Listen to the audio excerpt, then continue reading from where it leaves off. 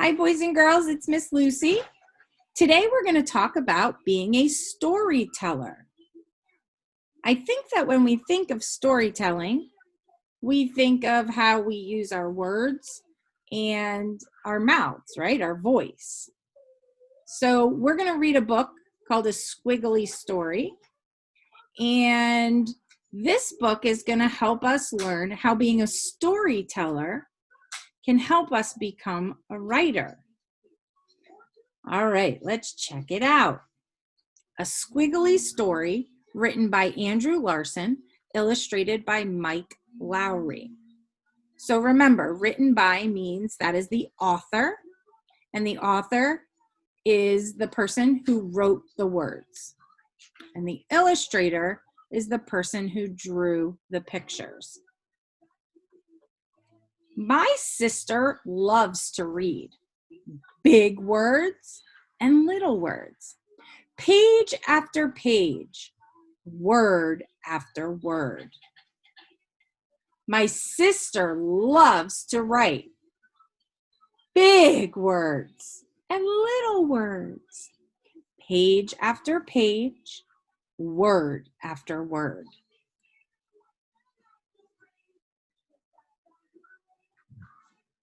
Sometimes I pretend I can write too. Big letters and little letters. Swirl after swirl, squiggle after squiggle. So boys and girls, if we look at his writing, right, he's not necessarily writing real words, is he? And wow, does this help me remember a connection for my life? A big connection. So when I was a kid, and before I learned how to write letters and words, I used to scribble all the time and pretend to write. I also like to pretend to be a teacher. So like the little boy in this book, I had an easel as well. And I would write my stuff on the board for my kids who were my dolls. So does this sound familiar to you? Did you ever pretend to write things before you even knew how to write letters and words and use little squigglies? I know my son does that right now. What are you doing? I asked one day while we're sitting at the kitchen table. I'm writing a story. I wish I could write a story. You can. It's easy. I notice here that the little boy is wishing that he could write a story too. And the sister tells him he can. How do you think he can write a story if he doesn't even know how to write very well yet? What do you think?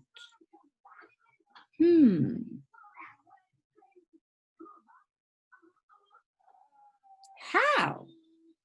I know my letters, but I don't know many words. Write what you know. Every story starts with a single word, and every word starts with a single letter. Why don't you just start there with a letter?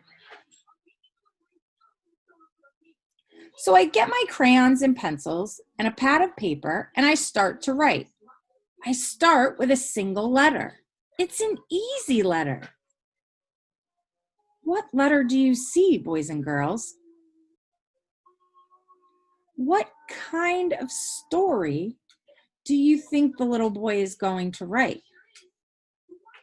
We're going to pause here for a minute, and I want you to turn and talk to your neighbor, or if you're at home, a family member, and tell your friend what kind of writing this little boy might be doing using that letter that he just wrote down. Is it jogging your memory? All right, quick, tell your neighbor.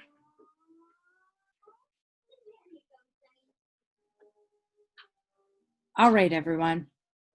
So What did you say? Did you say that he's going to write a personal narrative? How do we know that? What have we learned about personal narratives? You got it. We have learned that personal narratives are written in the first person, and that means using the words I and me. And what word did he start with? He started with the word I. So he must be telling a story about himself. That's a good beginning. Now what? What's going to happen? How should I know? It's your story. You're the boss. What? I'm stuck. What happens in my story? I draw a circle. It's a soccer ball. Then I write another letter.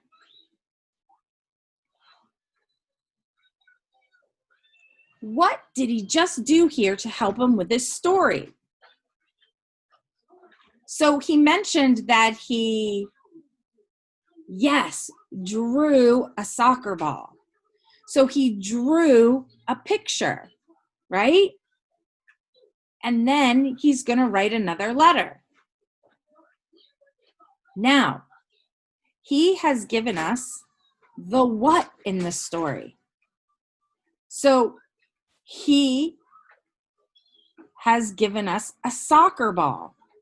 So I'm starting to think his what is going to be about soccer. Let's check it out. It's you, I say to my sister. I'm playing soccer with you. Oh, so the second letter was a U.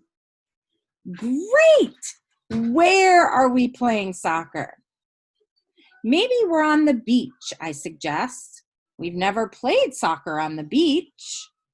Oh, that sounds really interesting, doesn't it? Remember, we want our stories to sound interesting. So, he's given us who, right? He's saying that it's he and his sister. And now he's giving his where. They're going to be at the beach. So now we've learned the who in the story, the where in the story, and the what in the story. So the who, the brother and the sister, where? At the beach. What are they doing? Playing soccer. We should always have our who, what, where in the beginning of our story. So I do a bunch of dots for the sand on the beach. Then I make a bunch of V's. Big V's and little V's. Wave after wave in the ocean. Very creative, isn't he? Now what? What do you mean? You have a beginning. Now we're in the middle of the story. Something else has to happen so we can get to the end. I'm stuck again. I'm doodling. I doodle another V. But this time, I doodle it upside down. Ooh, boys and girls, quick, talk to your neighbor or a family member. He's at the beach. He's made some waves. Take a guess. Make a prediction. Why do you think you drew one upside down?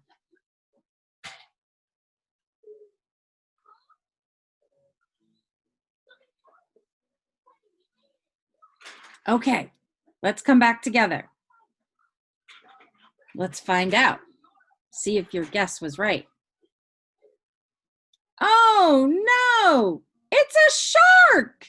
It's getting closer and closer. I flipped the page to get away from the shark. Oh, so the upside down one was a shark. Were you right? Now, boys and girls, this is what we call details. So now in the story, he's giving his details. The next day, I bring my story to school. It's my turn for show and tell. That means I get to sit in Mrs. Singh's chair. Everyone else sits on the carpet, ready to listen. Last night, I started to write a story. It's sort of squiggly, but here goes. Once upon a time, there was a brother and a sister, and they loved to play soccer. One day, they had an idea. They decided to play soccer on the beach, so they went to the beach and played soccer. Now take notice, his illustrations are matching his words. Then they noticed something coming toward them in the water. It was a shark, a real live shark. It was getting closer and closer, and it was getting bigger and bigger. And that's as far as I got. That's wonderful, said Mrs. Singh. What happens next? What about the shark? What about the brother and the sister? I don't know. I'm stuck. Class, does anyone have ideas? Jake waves his hand in the air. I do. Maybe one of them kicks the ball and it hits the shark in the head. Then maybe the shark bites the ball with his big pointy teeth. Aaliyah offers another idea. What if the shark's name is Squiggles? What if Squiggles is a vampire shark? What if she invites the brother and sister to ride on her back? And what if they become vampire family and live forever? Vampires can't swim. Everyone knows that. Of course they can swim. Vampires can do anything. Boys and girls, this is more and more details. So he's getting help from some of his friends. They're giving him some ideas, and this is supplying more and more details for his story. You want details in your story, boys and girls. Those are events or things that are happening in your story, and it helps to make your story more interesting. But it's my story, and I don't want vampires in my story. If I was writing a story, I'd have lots of vampires. Then you should write one. But I like yours. That night after dinner, I sit down beside my sister. Her face is buried in a book. I've been thinking about my story all day, and I still don't know how to end it. Remember, you're the author, she says without looking up. You can do whatever you want. So I get my pencil and I start with a bunch of stars. Then I add a few exclamation marks. My sister told me exclamation marks make things exciting. She's right, it is exciting. I add a couple of slanty lines. What's going on? Asked my sister, looking up from her book. It's nighttime. The stars are out. The shark has gone away, and we decide to take a walk on the beach. That's when we discover this giant rocket ship. That sounds cool. Then what happens? We hear a voice. It's counting down. 10, 9, 8, 7, 6, 5, 4, 3, 2, 1. Blast off! Not yet, I say, adding one more squiggle. Just before the rocket blasts off, we spy a Martian looking out through a window. The Martian invites us to climb aboard. That's a great ending.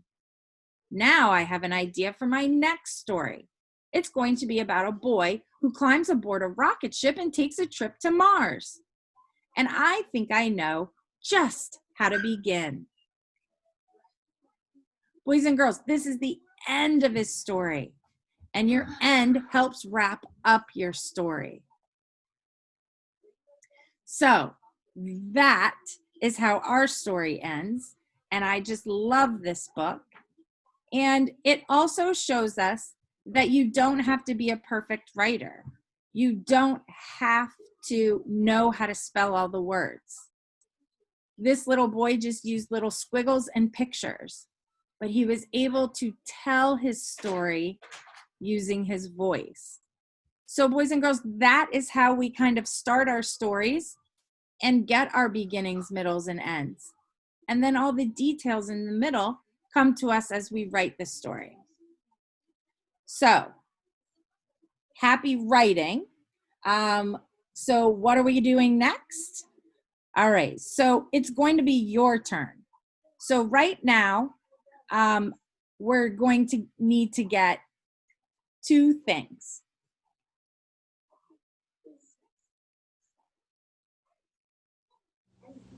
Hi, boys and girls. Okay, so what are we doing next? We are working on our activity. So for our activity, you're going to need two things. You're going to need this page, which you should have done on Tuesday. And then you're going to need this page, which should be in your folder or however you get your work from your teacher. So this page should already be filled in because we already did that. So you should have different categories and different items under each category. So, for example, my favorite places, I have three different things. I have Virginia, Disney World, Savannah. For my family members, I have Aiden, my son, my aunt, and my dad. Then my favorite toys. I'm an adult, so I don't really have toys per se. So I kind of did some of my favorite things. So my Cricut, I love my Cricut. I make all kinds of things with my Cricut. So that kind of is a toy for me. I make stickers. I make t-shirts. I make all kinds of things. And then books. I love books. I love kids' books. I love adult books. I love to read. So that is everywhere in my world. And then nail polish. I love to do different colors and designs with my nail polish. And then over here are my favorite memories. My 50th birthday was this summer, and I had a really great birthday celebration. Camping, we go camping every year, and I love it. And then I have some really great memories from when I was in high school. So now I've looked at all of my different topics, and now we want to look at this page. So we want to get our top 3 topics that we like. So I'm going to go back here for a second, and I'm going to kind of look. So you want to look at your topics and maybe decide, is there something that I could do a really interesting story about?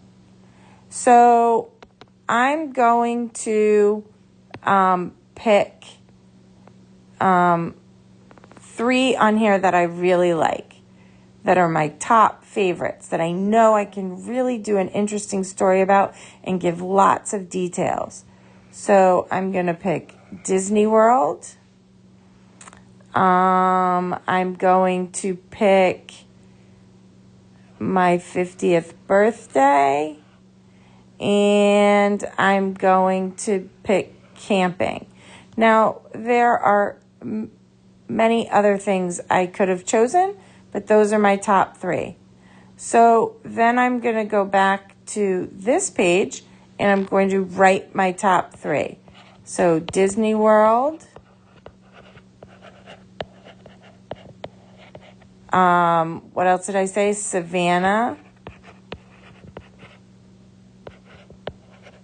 and my 50th, I'm just going to put B-Day for birthday. Party. We'll call it a party. It was a whole weekend. All right. So those are my top 3 choices. And that's it. That's all you have to do today. All right? So have fun with it, boys and girls. I can't wait to see your topics you choose.